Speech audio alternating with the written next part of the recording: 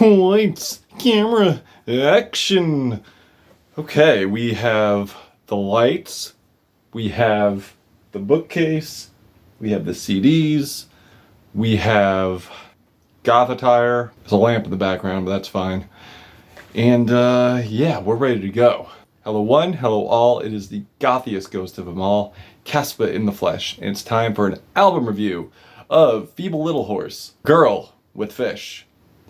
Feeble Little Horse is a noise pop, shoegaze, a little bit of dream pop here, and they have other elements too, which we'll get into, and this is their second release off of Saddle Creek Records, which actually has released some of my favorite albums of all time, from of course, Bright Eyes. How did that get there? And I know I could get into my favorite Bright Eyes albums, but that's another video for another day. Literally, sounds like a good idea. Now, I'm gonna be honest, it's been a few months since some noise pop or some shoegaze has caught my attention, but it's definitely caught my attention here. If you didn't know, big fan of My Bloody Valentine, No Age, Stereolab, Flaming Lips. If you didn't know, they had a noise pop era, as did Pains of Being Pure of Heart. Same with Slowdive, Deerhoof, which are still making noise pop and making great noise pop at that. Saw them live, hell yeah. And even doing mix of twee as well, which was done very well back in the day with Belle and Sebastian. Check out their earlier albums. And of course, there was that release from Paranormal, which I thought was incredible.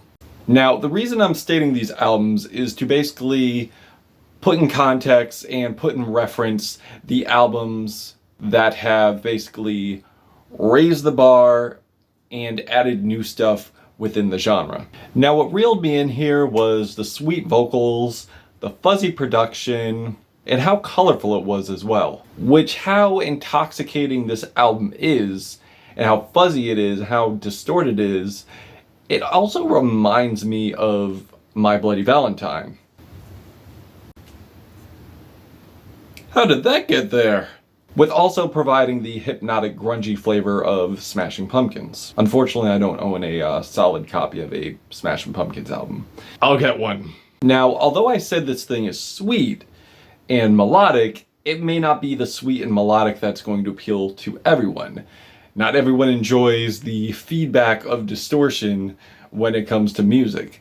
I do. I feel it adds a rawness to it. I feel it adds a very heavy otherworldly experience here, but not otherworldly in terms of manipulated to a point where it doesn't sound human. No, I feel like the distortion and the fuzziness of this could sound natural because it's an effect, but the effect is added on and believable, and it's so in your face that you can't help but not notice that it's a added quality to the album. If I had to describe this thing, it's like going into a deep sleep where you're having these colorful dreams off of the biggest high you've ever been on, with these sleek and intoxicating melodies, but not so sleek to a point where it comes off too sugary. There's definitely some spice in the mix here. Now with this album, I would say not only is it sonically abrasive, not only is it sweet in some pockets, there's also a song called Pocket, which we will get into later. There's definitely a lot of thoughtfulness, a lot of creativity when it comes to the writing on this, like on Tin Man, which is about this really toxic individual, and Lydia has realized how manipulative and how trashy this guy really is after heavy observation, and it's time to just exit this situation immediately. And I love the sweet plucked chord progression on here, and what sounds like cowbell in the mix, and also the bright droning chords here, really adding more texture to the track. Now when it comes to the vocals, they are mellow, but they are raw, they're still emotive, you still feel what's being said here, but that could be more towards the style and also the instrumentation given, and also the songwriting too. So I feel they all go hand in hand here, but Lydia's not the only vocalist on here. There are collaborative efforts on here from members of the band. Like, they're not just a band where it's guitarist, drummer, singer. No, they all play a helping hand on here. As I alluded to with the songwriting here, it's very metaphoric, but also it can be very explicit as well. Like on the track Steamroller, which is probably the most horniest and creative song on here. Yes, I said horny and creative. And probably the most standout topically on here. And I love how the fuzzy anthemic chords just like float across the track here.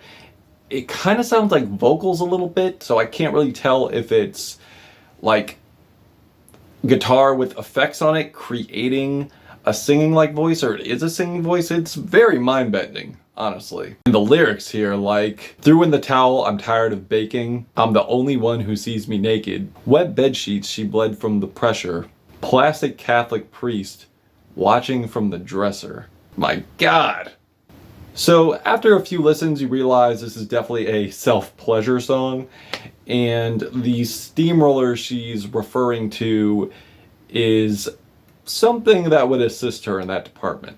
And I love the distorted, vibrating tones on here that even gives you an even bigger clue of what this track is alluding to. We certainly get more inclusions of electronic use on here throughout this album, which I feel is starting to become a noise pop, shoegaze build upon. It's like Paranoid pretty much set the tone with that for this year, and I feel Feeble Little Horse heard that. Now they're building upon that, because throughout the track going forward, we definitely get more inclusions, as I said, electronically.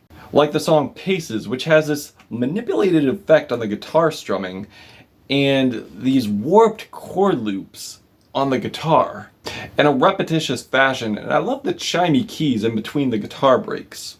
And the song where they really add more to the genre within noise pop and within shoegaze is the track Sweet, which has these crunchy distorted guitar riffs and these blaring distorted guitars just casting over them. And I enjoy the hypnotic chord passage on the verse with some nice vocal chemistry between Sebastian and Lydia. Also, I love how the track balances out loud but also blissful.